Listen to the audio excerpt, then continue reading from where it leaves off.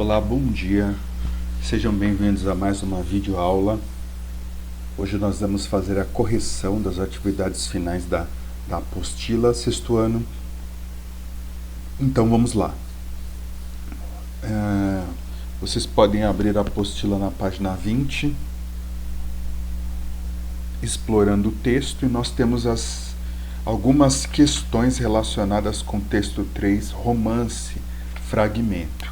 Então, depois de fazer a leitura, você teria que respondê-las. A primeira questão diz assim: por que o menino se achava inferior aos Mota Lima? Então, se você fez a leitura, você deve ter encontrado algo assim: porque os Mota Lima andavam limpos, riam alto, frequentavam escola decente, já o menino não. Vestia roupas ordinárias ou comuns, usava tamancos, enlameava-se no quintal, ou ficava cheio de lama, e falava pouco. Essa é uma possibilidade da questão 1. Questão 2. Como era a escola que ele estudava? Ora, os bancos estreitos, sem encosto, professora era mal preparada, alunos não se mexiam nos bancos e havia até moscas no rosto deles. Então essa é uma provável resposta pela leitura do texto. No começo do primeiro parágrafo e no final do terceiro, o menino fala de um problema que o incomoda. Qual é esse problema? Simples, ele não sabia ler. Então, não está explícito, mas nas entrelinhas você percebe que o problema é esse. Não está escrito que ele não sabia ler, mas fala do analfabetismo dele, que é um sinônimo, quer dizer a mesma coisa. Bem? Questão 4. Quem era o narrador do texto? Esse texto, se vocês viram uma aula anterior de vídeo sobre a narrativa, narrar é contar uma história. Nesse texto ele está contando uma história. Só que esse narrador, ele está contando a história em primeira pessoa. Uma história pode ser contada em primeira ou segunda pessoa. Neste caso, é em primeira pessoa. Por quê, professor? Porque ele faz parte da história. Então, é o próprio menino que está contando a história. Questão 5. Considere a leitura que fez e responda. Você acha que o texto terminou? É uma resposta pessoal, mas dá uma olhadinha. O texto ele termina dizendo assim: mas era difícil conhecer tudo. Reticências, ou 3 pontos. Você acha que esse texto terminou? Bom, é claro que não, né? Mas só essa leitura, veja se você entende. Agora vamos para reflexões sobre o uso da língua, na página 21. Vamos falar sobre os artigos. Então, tinha um trecho que você tinha que ler, que tinha sido retirado do texto, e aí depois responder a alternativa correta. Então, dizia assim: assinale a alternativa correta. O narrador tinha esperança de ser interrompido por uma visita. E aí está destacado o artigo uma. Você acha que ele estava se referindo? E tinha 2 opções. Resposta: a primeira opção que você tinha que marcar, a qualquer visita, não importasse quem fosse. Como é que a gente sabe disso? Por causa desse artigo uma.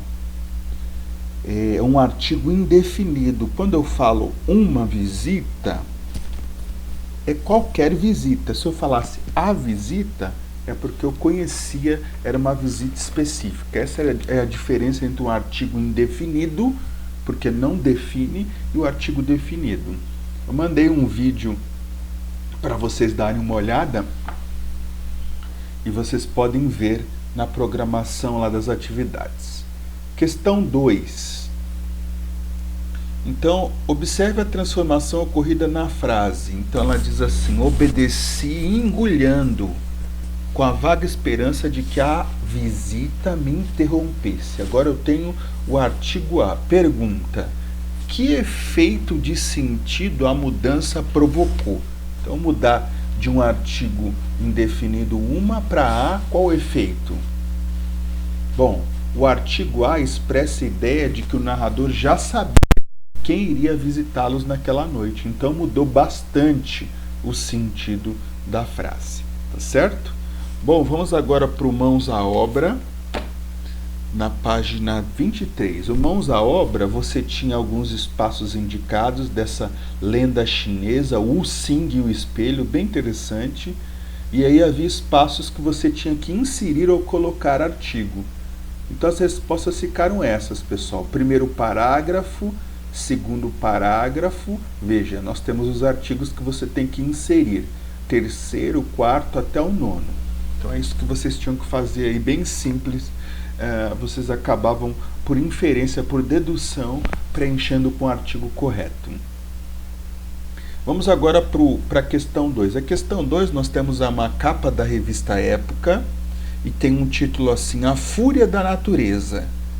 Aí diz assim, como o Japão, um exemplo de tecnologia, planejamento, disciplina, enfrenta o maior terremoto de sua história. E aí nós tínhamos uma pergunta, pergunta A, na chamada da capa há mais artigos definidos ou indefinidos? Definidos, há mais artigos definidos. Eles generalizam ou particularizam a mensagem? Então, neste caso aqui, eles particularizam, porque eu tenho a fúria, o Japão, olha os artigos aqui definidos, o maior terremoto. Então, eles particularizam os substantivos, porque mostram que eles já são conhecidos pelo leitor. Então, todo o leitor sabe o que é fúria, sabe o que é o país Japão, sabe o que é um terremoto. Então, não está generalizando. Letra B, que classe de palavras os artigos acompanham? Então, a classe de palavra fúria, Japão, terremoto são substantivos. Então, sempre um artigo, em geral, ele acompanha um substantivo, tá bem? Letra C, copie a frase em que aparece um artigo indefinido. É essa, como o Japão, um exemplo de tecnologia. Então, aqui foi usado, alunos, um artigo indefinido, porque o Japão é um exemplo, não é o único exemplo de tecnologia. Há outros países que também são. Então, pressupõe-se isso, que existam outros. Questão 3, você tinha que ler a frase, este homem fez um grande governo. E depois dizer, o artigo 1 está acompanhando que classe de palavras? Um substantivo, substantivo governo. B, reescreva a frase substituindo a palavra este por um artigo. Eu posso dizer assim, o homem fez um grande governo. Então, substituiu este do começo da frase. Letra C. Como você organizaria a seguir as palavras para dizer que a turma de Marcos o considera o herói? Aí tinha palavras que estavam desorganizadas. A frase vai ficar assim, Marcos é o grande herói da turma. Bom, o exercício 4 era a resposta pessoal. Então, vocês podem consultar o Importante Saber na página 22 e aí fazer esse exercício, tá bom?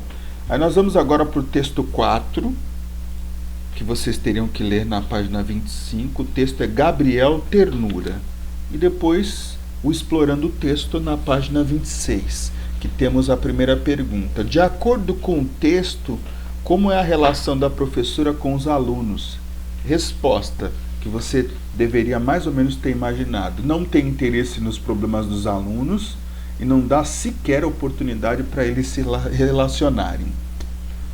Questão 2. A. No texto há várias expressões usadas no sentido figurado. É o sentido não real, né, das palavras. Identifique-as. Eu tenho tijolos desanimados. Desanimado é pessoa. Como é que o tijolo vai ser desanimado? Então, é sentido figurado. Móveis sem vontade e pesado ar. Letra B. Por que podemos dizer que essas experiências, essas expressões estão em sentido figurado? Ora, porque elas vão ser usadas em sentido que vai além do comum. Você não usa desanimado para tijolos, seres sem vida. E letra C, que efeitos de sentido elas provocam? Sentido de tristeza no texto, porque seres inanimados, são seres sem vida, parecem participar do cenário como se fossem sem vida, desanimadas. Letra D, na página 27, a que classe gramatical pertence as palavras feio, velho, sujo e mal cuidado? São adjetivos, essas classes. E o que o adjetivo faz? Eles conferem características aos substantivos. Pessoal, nós vamos parar por aqui e aí depois a gente continua com o segundo vídeo com a continuação. Tchau, tchau.